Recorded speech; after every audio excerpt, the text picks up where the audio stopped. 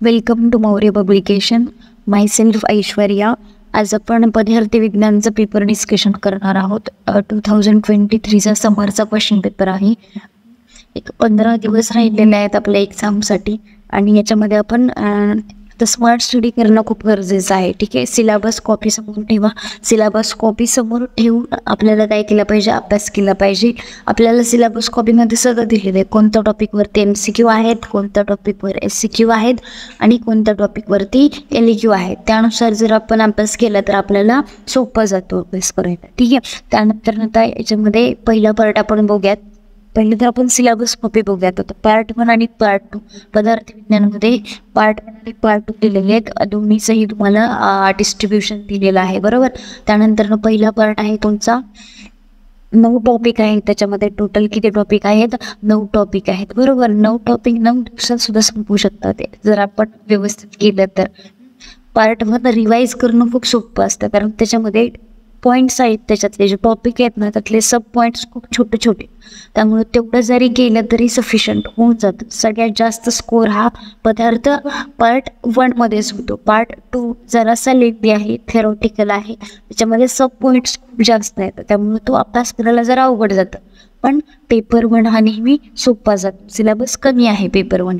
आता पहिला टॉपिक कोणता आहे बघा, आयुर्वेद निरूपण. पहिला टॉपिक आहे आयुर्वेद निरूपण. याच्यावरून काय काय येतं? याच्यावरून एक येतं, पहिला एक MCQ फिक्स येतो, एक SCQ फिक्स येतो आणि एक LEQ फिक्स येतो. बरोबर. आता आपल्याला माहिती आहे की टोटल नंबर ऑफ SCQ किती असतात पेपरमध्ये? आपल्याला 8 असतात. बरोबर. नंबर ऑफ LEQs किती असतात? 4 असतात. बरोबर. आता याच्यामध्ये जर बघितले LEQचे टॉपिक्स किती आहेत? हे टोटल जवळ 7 टॉपिक आहेत. 9 पैकी 2 नाही आहेत, म्हणजे 7 टॉपिक. बरोबर. 7 मधले जर तुमचे फिक्स 4 टॉपिकवर काय येणार आहेत? LEQ येणार आहेत. बरोबर. म्हणजे हे 7 टॉपिक जरी परफेक्ट केले तरी तुमची इथं 4 LEQची तयारी आरामात होऊन जाते. इथं सुद्धा आहेतच 9 टॉपिक. बरोबर. 9 टॉपिक आणि SCQ किती येणार? 8 येणार. म्हणजे नाही म्हटलं तरी ऑन ॲन ॲव्हरेज की एका टॉपिकवर फिक्स एक SCQ येणार. 100% एक SCQ काय असणार? फिक्स एका टॉपिकवर नसणार. ठीक आहे.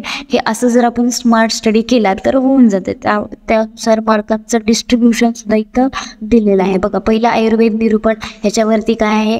एक MCQ आहे, एक SCQ आहे आणि एक LEQ आहे. त्यानंतर पदार्थ आणि दर्शन निरूपण या टॉपिकवरून एक MCQ आहे. ठीक आहे. त्यानंतर म्हणजे MCQ मल्टिपल MCQ येतील, एकच असं नाही. त्यानंतर इथं काय SCQ आहे एक आणि फिक्स याच्यावरून काय येणार? LEQ. दर्शन निरूपण मध्ये काय की तुमचं सांख्य दर्शन, योग दर्शन हेच दर्शन येतात. त्यानंतर मग काय आहे? द्रव्य विज्ञान. बरोबर. द्रव्य विज्ञान यावरून काय येणार? एक MCQ येतो, एक MCQ, नंतर SCQ आणि LEQ येणार. ठीक आहे. त्यानंतर गुणविज्ञानियम. गुणविज्ञानियामध्येच तेच प्रकार दिलेले आहेत. गुणांचं क्लासिफिकेशन, सार्ध गुण, पराधी गुण, गुरुवादी गुण. हे केलं की याच्यावर तुम्हाला काय येणार? एक MCQ येणार, एक SCQ आणि इथं तुमचे LEQचे मार्क्स काय होऊन जातात? इथं फिक्स होऊन जातात. त्यानंतर कर्म. कर्मविज्ञान यामध्ये काय आहे तुमचं? एक SCQ आहे. बरोबर. एक SCQ असतो, नंतर SCQ, LEQ आणि MCQ. त्यानंतर सामान्य आणि विशेष याच्यावरून पण काय काय आहे बघा, MCQ आहे, SCQ आहे आणि LEQ आहे. सेम तसंच समवाय आणि अभाव याच्यावरून पण काय काय आहे? MCQ येणार याच्यावरून, SCQ येणार, पण LEQ याच्यावरून येणार नाही. असं जर तुम्ही स्मार्ट स्टडी केला तर तुम्हाला हे काही अवघड जात नाही. त्यानंतर पार्ट 2 बघा. पार्ट 2 मध्ये दिसतात हे आपल्याला 7च टॉपिक दिसतात, पण हे टॉपिक्स खूप लेंथी आहेत किंवा ह्याच्यामध्ये सब पॉईंट्स खूप जास्त आहेत. तर हे जरा प्रिपेअर करायला जरा अवघड जातं. त्यामुळे हा पार्ट जरा किंवा अंडरस्टँडिंगला जरासा अवघड जातो पोरांना हा पार्ट. ठीक आहे. तर हे सुद्धा सोपं आहे जर आपण ह्याचं व्यवस्थित प्रिपरेशन केलं तर. Smart study. आता इथे किती आहेत बघा? 7च टॉपिक आहेत. बरोबर. पहिला आहे परीक्षा. परीक्षावरून मग काय काय आहे बघा, एक MCQ आहे, एक MCQ आहे, एक SCQ आहे आणि दुसरा LEQ आहे. त्यानंतर आप्तोपदेश प्रमाण. ठीक आहे. प्रमाण दिलेलं आहे, त्यातलं आप्तोपदेशवरून एक MCQ आहे, एक SCQ आहे आणि LAQ पण आहे. त्यानंतर ना अनुमान प्रत्यक्ष प्रमाणावरून सुद्धा काय आहे, MCQ आहे, SCQ आहे आणि LAQ सुद्धा आहे, बरोबर. त्यानंतर ना अनुमान प्रमाणावरून पण काय काय MCQ, SAQ आणि LAQ. त्यानंतर युक्ती प्रमाण, आता युक्ती प्रमाणावरून काय आहे बघा, एक MCQचा पार्ट येऊ शकतो, त्यानंतर SAQ, पण ह्याच्यावरून LAQ येणार नाही, म्हणजे ह्याच्यावरून 10 मार्क्सचा क्वेश्चन ह्याच्यामध्ये नसणार. त्यानंतर उपमान प्रमाणावरून सुद्धा काय नसणार, LAQ नसणार. म्हणजे आपले LAQचे किती क्वेश्चन असतात, 4 क्वेश्चन असतात, बरोबर. 4 मधले बघा किती ह्याच्यावरून टॉपिक्सवरून LAQ आहे. एक आहे तुमचं पहिला, दुसरा, तिसरा, चौथा आणि हा शेवटचा. म्हणजे 5 टॉपिक पैकी तुम्ही 5 टॉपिक जर हे फिक्स केले तर ह्याच्यावरून तुमचं काय येणार, यातले कुठलेही म्हणजे या 4 टॉपिकवरून तुमचा LAQ काय असणार, फिक्स असणार. त्यातून पण जर तुम्ही डिस्ट्रीब्युशन मार्कनुसार जर केलं तर हे 2 पॉईंट जरी केले, 2 टॉपिक जरी केले तरी तुमचे 42 मार्क्स तुम्हाला आरामात मिळून जातात, ठीक आहे. असं तुम्ही आता स्मार्ट स्टडी करायला पाहिजे, जेणेकरून तुमच्या युनिव्हर्सिटी एक्झामसाठी जो कमी टाईम राहिलेला आहे त्यामध्ये तुम्हाला हे कमी टाईममध्ये जास्त चांगला स्टडी करता येईल. आता ह्याच्यामध्ये पेपर लिहिताना आपल्याला उगाच फापट पसारा लिहायचं नाही, टू दी पॉईंट, म्हणजे जेवढं विचारलेलं आहे तेवढेच सफिशियंट आन्सर द्यायचं. आणि जर जे एक ओपिनियन ऐकाल किंवा एक प्रत्येकाचं असते, एक स्ट्रॅटर्जी असते पेपर सॉल्विंगची, ठीक आहे. काही जण काय करतात, पहिल्यांदा SAQ सॉल्व करतात, SAQ सॉल्व करतात, बरोबर, आणि मग LAQ करतात. आता आपला जर हा नवीन पॅटर्न बघितला तर आपल्याला पहिले 30 मिनिटं हे MCQसाठी दिले जातात, बरोबर. MCQची शीट वेगळी असते आणि ॲक्च्युअल थेअरीसाठीची आन्सर शीट वेगळी आहे, ठीक आहे.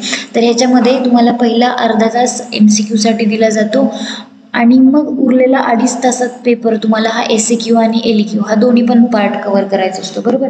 एक स्ट्रॅटर्जी वापराल तर मी काय म्हणेल की पहिले LAQ नेहमी सॉल्व करायच्या अगोदर पहिली प्रायोरिटी कशाला द्यायची, LAQला. कारण होतं कसं, आपले पेपर कसे असतात, जास्त लेंदी असतात आणि हे पेपर लेंदी असल्यामुळं कधी कधी काय होतो, आपण SAQला जास्त टाईम देतो, बरोबर. मग SAQला टाईम दिल्यामुळं कधी कधी काय होतं की LAQला जो टाईम असतो ना तो कमी पडतो आणि आपण काय करतो, घाईमध्ये पेपर आवरण्याचा प्रयत्न करतो.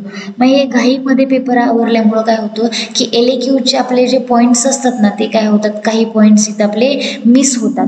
मग हे पॉईंट्स मिस होऊ नये म्हणून आपण काय करायचं, आपण सुरुवातीला कसं पेपर व्यवस्थितच लिहिण्याचा प्रयत्न करतो, बरोबर. म्हणून आधी बेटर सोल्युशन याच्यावरती काय करायचे, LAQ अटेम्प्ट करायचे. पहिल्यांदा काय करायचे, LAQ अटेम्प्ट करायचे आणि मग SAQकडे जायचं, ठीक आहे. त्यानंतर आता बघूयात याच्यामध्ये SAQ किती, लघुत्तरी प्रश्न सांगितलं काय, टू दी पॉईंट, अगदीच फापट पसारा नको आहे. आपल्याला आन्सर कसं पाहिजे, टू दी पॉईंट, जेवढे विचारले तेवढंच त्याचं प्रॉपर श्लोक येत असेल तर श्लोक लिहा, त्याचं एक्सप्लेनेशन येत असेल तर एक्सप्लेनेशन लिहा, जेवढं विचारले तेवढंच लिहिणं एक्सपेक्टेड आहे, ठीक आहे. आणि एखाद्या प्रश्नाचं उत्तर आपल्याला येत जरी नसेल तरी त्याच्याशी रिलेटेड काहीतरी लिहायचं. पण पेपर असं ब्लँक किंवा एखादा क्वेश्चन अनअटेम्प्टेड सोडायचं नाही, त्याच्याशी रिलेटेड काहीही लिहून या, खरं ते अटेम्प्ट करून या क्वेश्चन. चला आता पहिला क्वेश्चन काय दिलेला आहे बघा, लिहायचं कसं, एक आयडियल आन्सर कसं लिहायचं. आता इथं काय दिलेलं आहे, पहिल्यांदा पदार्थ लक्षण व पदार्थ विज्ञानाचा आयुर्वेदात महत्त्व. आता ह्याच्यात आयुर्वेदात महत्त्व, आता इथं लिहिणं तुम्ही काय काय एक्सपेक्टेड आहे, पदार्थ लक्षण म्हणजे तिथं काय आला पाहिजे, श्लोक आला पाहिजे. आता लक्षणमध्ये काय आहे बघा, ते अभिधेयत्व, नियत्वम, अस्तित्व, हे त्याचे काय आहेत, पॉईंट्स आहेत, लक्षण आहेत, बरोबर. श्लोक दिलाय बघा, अभिधेयत्वम पदार्थ सामान्य लक्षण. आता ह्याच्यामध्ये आपल्याला जर रेफरन्स माहीत असेल तर हे रेफरन्स लिहिला तर आपलं इम्प्रेशन नेहमी तिथं चांगलंच पडतं, मार्क्स असतात याचे. आता अभिधेयत्व म्हणजे काय ते एक्सप्लेन करणे, त्यानंतर नियत्व म्हणजे काय ते एक्सप्लेन करणे एक्सपेक्टेड आहे. एक लाईनमध्ये लिहिलं तरी चालते. अस्तित्व काय हे काय करायचं, एक्सप्लेन करायचं. त्यानंतर ना आपल्याला काय दुसरा प्रश्न, हे झालं एक 2 मार्क्ससाठी एवढं एक्सपेक्टेड आहे, ठीक आहे. आता दुसरा प्रश्न याच्यामध्ये काय लिहिलाय, पदार्थ विज्ञानाचा आयुर्वेदात महत्त्व लिहा. आता आयुर्वेदात काय काय महत्त्व आहे, पदार्थ विज्ञानाचा वापर कसा होतो, हे आपण आता वर्षभर पदार्थ विज्ञान केलेलं असतं, त्यामुळे इन जनरल सुद्धा आपल्याला याच्यावरती लिहिता येतं, ठीक आहे. मग हा जर पॉईंट तुम्ही कव्हर केला तर तुम्हाला इथे किती मार्क्स भेटून जातात, 3 मार्क्स. म्हणजे SAQ मध्ये तुम्हाला एक 8 जास्तीत जास्त 8 मार्क देऊ शकतात. अगदीच पूर्णच परफेक्ट लिहिलं तर तिथं तुम्हाला 9 भेटतील. एक रेअर केसमध्ये 9 मार्क्स भेटतात. अदरवाईज इथं 8च मार्क भेटतात LAQला सगळे पॉईंट्स कव्हर केल्यानंतर. आणि SAQला किती भेटतात? एक 3 मार्क देऊ शकतात. 3, 3.5 किंवा एक 4. जास्तीत जास्त तुम्हाला इथे किती मार्क्स भेटतात? 4 मार्क्स भेटत असतात. ठीक आहे. त्यामुळं एक प्रयत्न करायचा आणि ठेवायचं म्हणजे एक टाईम लिमिट ठेवायचं की हां SAQला एका SAQला आपल्याला एवढा वेळ द्यायचा आहे, दुसऱ्या SAQ किती वेळा स्टार्ट झाला पाहिजे. कारण तुम्हाला एखाद्या प्रश्नाचं उत्तर येतंय म्हणून अगदीच तुम्ही त्याचं उत्तर 3-3 पण नाही लिहू शकत. बरोबर. 3 पाने लिहिले तरी तुम्हाला त्या क्वेश्चनच्या आन्सरला एक 5 मार्कांपेक्षा जास्त मार्क्स काही भेटणार नाहीत. ठीक आहे. त्यामुळं मोजक्या शब्दात लिहिलं तरी चालते. फक्त कसं पाहिजे? टू दी पॉईंट पाहिजे. जेवढं विचारले तेवढं लिहा. त्यानंतर ना काय? सांख्यदर्शन. आता हे क्वेश्चन दिलाय बघा. सेकंड क्वेश्चन काय? सांख्य आणि योग दर्शनांची तुलना. आता इथं बेटर काय राहील की तुम्ही असं डिफरन्सच्या फॉर्ममध्ये लिहिलं तर हे डिफरन्सच्या फॉर्ममध्ये लिहिलं तर इथं तुलना करा म्हटले ना, डिफरन्स लिहायचं आहे. मग हे डिफरन्स असा लिहिला तर ते बेटर आहे. म्हणजे त्याचं करताय सांख्यचा कोण कपिल मुनी, योगचा कोण पतंजली. यांचं प्रयोजन काय होतं? दुःख निरूपण असेल, दुःख निवारण असेल. ठीक आहे. किंवा हे निवृत्ती असेल, दुःखापासून निवृत्ती मिळवणे. यांचं काय आहे? योग दर्शनाचं समाधी करणे किंवा मोक्षप्राप्ती. हे जे आहे प्रयोजन, हे असं तुम्ही काय करायचं? डिफरन्सच्या फॉर्ममध्ये लिहायचे. तर तुम्हाला 5 मार्क्सचा क्वेश्चन आहे तर 3 to 4 मार्क्स मिळून जातात. त्यानंतर ना नेक्स्ट क्वेश्चन आहे तर्कसंग्रह व चर्कोक्त आत्मलक्षण लिहा. आता इथं काय लिहिणं एक्सपेक्टेड आहे? एक तर्कसंग्रहाचा श्लोक आला पाहिजे किंवा चर्कोक्त आत्मलक्षणाचा श्लोक आला पाहिजे येत असेल तर. नसेल येत तरी ते सगळे पॉईंट्स तरी ॲटलिस्ट त्याच्यामध्ये आलं पाहिजे. ते प्राण उदाहरण हे जे असे 22 टोटल पॉईंट्स दिलेले आहेत. ठीक आहे. आत्मलक्षणाचे तर ते आत्मलक्षणाचे तेवढे 22 पॉईंट्स आले की तुम्हाला इथं काय एक 4 मार्क्स तरी भेटून जातात. त्यानंतर नेक्स्ट क्वेश्चन आहे तुमचा ऑप्शन डी. इथं काय आहे? डी, सार्धगुण. आता सार्धगुणमध्ये तुम्हाला काय करायचंय? सार्धगुणाचं दुसरं नाव काय आहे? विशेष गुण सुद्धा म्हणतात त्याला. त्याचे कोणते कोणते आहेत? 5 आहेत. त्याचा श्लोक येत असेल तर श्लोक लिहिला तरी चालेल. शब्द कोणते कोणते आहेत? ते शब्द स्पर्श, रूप, रस आणि गंध. मग शब्दाचं काम काय आहे? श्रवणेंद्रिय. स्पर्श काय आहे? हे स्पर्शनेंद्रिय. रूप, रस, हे गंध. ह्याचं प्रत्येकाचं एक्सप्लेन करायचंय. आणि इथं काय करायचं? हा प्रत्येकाचा आयुर्वेदात उपयोग लिहायचा आहे. हे सगळ्यात महत्त्वाचं. किंवा चिकित्सेतील उपयोग किंवा आयुर्वेदातला उपयोग इथं काय लिहिणं एक्सपेक्टेड आहे. इथं तुम्हाला मग मार्क्स भेटून जातात. त्यानंतर नेक्स्ट क्वेश्चन आहे तर्कसंग्रहानुसार कर्म, व्याख्या व प्रकार लिहा. आता इथं तर्कसंग्रहानुसार कर्म म्हटलंय तर श्लोक आला पाहिजे. इथं काय? चलनात्मकम कर्म, ज्याच्यामध्ये चलगुण असतो. ठीक आहे. ते काय झालं? तुमचं कर्म झालं. त्यानंतर ना दुसरं काय? प्रकार आता एक्सप्लेन केले पाहिजे. प्रकारामध्ये काय? उत्क्षेप, अपक्षेप, आकुंचन, प्रसरण. हे प्रत्येक गोष्ट याच्यामध्ये एक्सप्लेन करताना ह्याचे काय लिहिले पाहिजे? तुम्ही एक एक्झाम्पल लिहिलं पाहिजे प्रत्येकाचं. एक गमनचं एक्झाम्पल. ठीक आहे.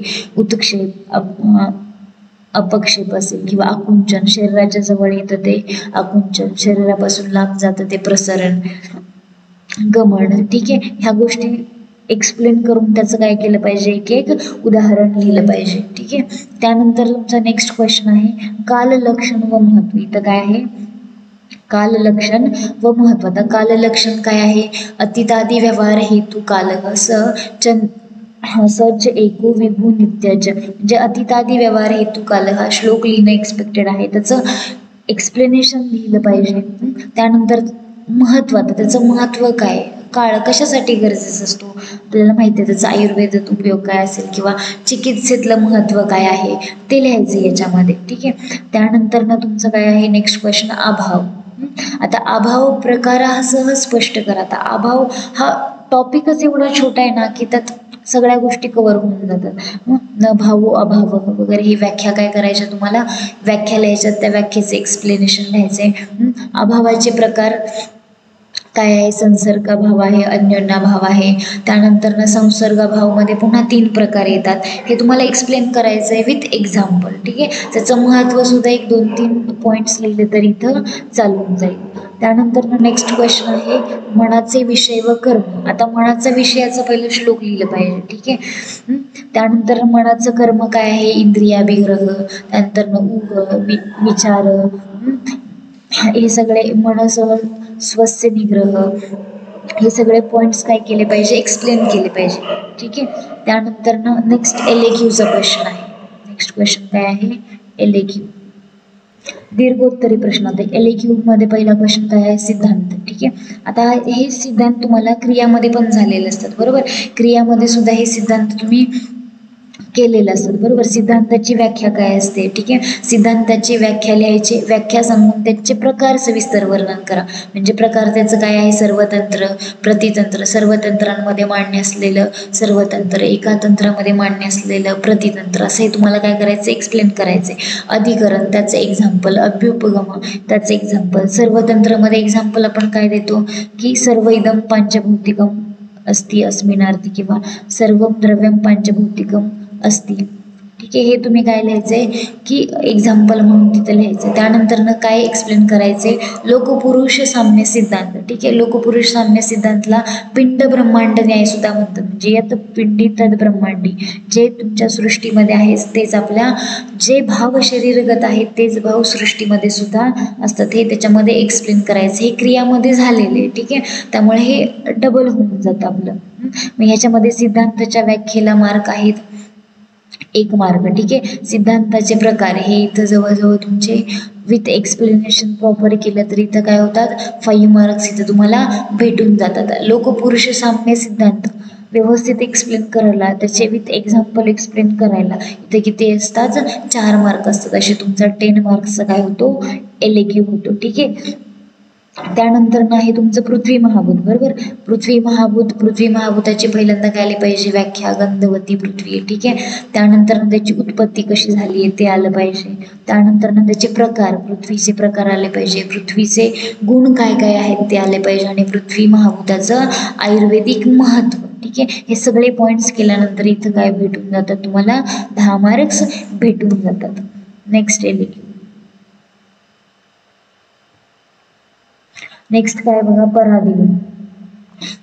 परादिगुण. आता परादिगुण आपल्याला माहिती आहे 10 परादिगुण असतात, बरोबर. यांची संख्या किती आहे, 10. परत्व, अपरत्व हे असे काय आहेत, 10 परादिगुण आहेत. त्यांचा आपल्याला काय करायचं आहे, चिकित्सेमधील उपयोग महत्वाचं, सगळ्यात महत्वाचं हे तुम्ही गुण, परादिगुण किंवा परत्व, अपरत्व, त्यानंतर अभ्यास, हे सगळे ज्यावेळी एक्सप्लेन करताना त्यावेळी त्याचं चिकित्सेमधील उपयोग सांगणं सगळ्यात महत्त्वाचं आहे. खरे मार्क्स तुमचे चिकित्सेमधील उपयोगाला आहेत. ठीक आहे. नेक्स्ट क्वेश्चन, सामान्य विशेष सिद्धांत. आता सामान्य विशेष सिद्धांतामध्ये काय काय, त्याचं व्याख्या. आता काय काय लिहिलं पाहिजे बघा, पहिली तर त्याची काय लिहिली पाहिजे, व्याख्या लिहिली पाहिजे. सामान्याची व्याख्या, विशेषाची व्याख्या. ठीक आहे. त्यानंतर भेदामध्ये काय, त्याचं सामान्याचे भेद, परसामान्य, अपरसामान्य एक्सप्लेन करायचं. त्यानंतर अजून त्याचे भेद काय आहेत, प्रकार काय आहेत, कर्मसामान्य त्याचे एक्झाम्पल, गुणसामान्य त्याचे एक्झाम्पल. ठीक आहे. त्यानंतर द्रव्य सामान्य त्याचं एक्झाम्पल, विशेष असलं तरी विशेषाचं सुद्धा, द्रव्य विशेषाचं एक्झाम्पल, गुणविशेषाचं एक्झाम्पल. ठीक आहे. कर्म विशेषाचं एक्झाम्पल, त्याचं डेफिनेशन विथ एक्झाम्पल लिहिता आलं पाहिजे. ठीक आहे. सामान्य विशेष सिद्धांत तुम्हाला क्रियामध्ये सुद्धा झालेला आहे, त्यामुळं हे तुम्हाला सोपं जातं. ठीक आहे. त्यानंतर ह्याचा आयुर्वेदामध्ये उपयोग, सगळ्यात महत्त्वाचं हे काय आहे, ह्याचा आयुर्वेदामध्ये काय उपयोग आहे ते सुद्धा आपल्याला इथं एक्सप्लेन करायचं. हा झाला पार्ट 1.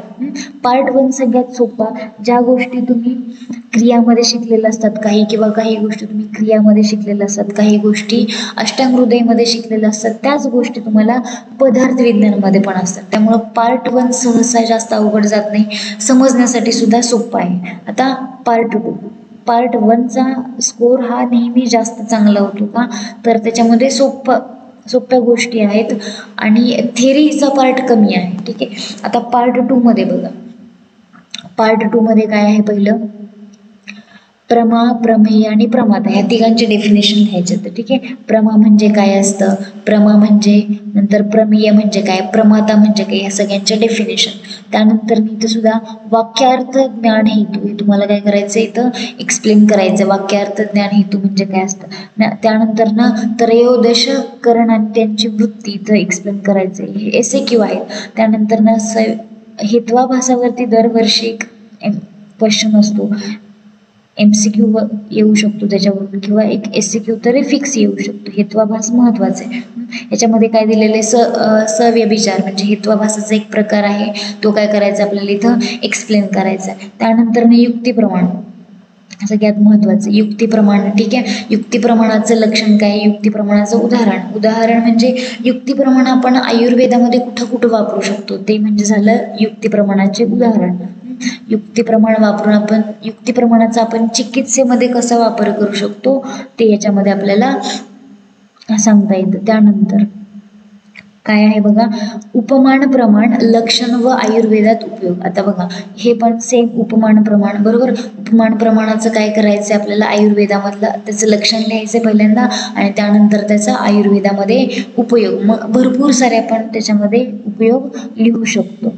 त्यानंतर काय आहे, कारण व्याख्या व त्याचे प्रकार. ठीक आहे, आता हे सुद्धा तुम्हाला काय करायचे, कारणाचे प्रकार, कार्यकारण सिद्धांत पण आहे. हे प्रत्यक्ष बाधक घटक पण आहेत किंवा प्रत्यक्ष बाधक भाव सुद्धा म्हणतात.